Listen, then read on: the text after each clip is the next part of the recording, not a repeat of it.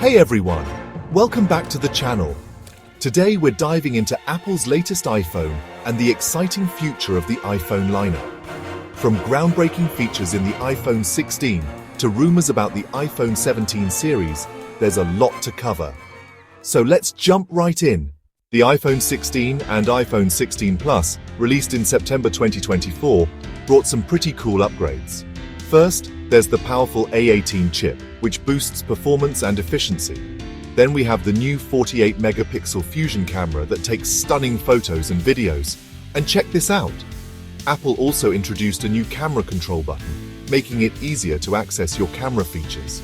Plus, the action button is now customizable, letting you do more with a single press. Overall, the iPhone 16 series is a solid upgrade. But what's next? Let's talk about the future.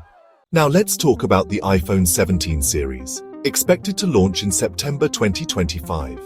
Rumor has it that Apple might introduce a brand new model called the iPhone 17 Air. Imagine a super thin iPhone just 6.25 millimeters thick.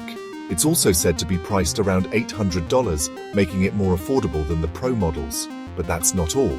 Apple is also rumored to bring ProMotion OLED displays with a 120Hz refresh rate to all iPhone 17 models.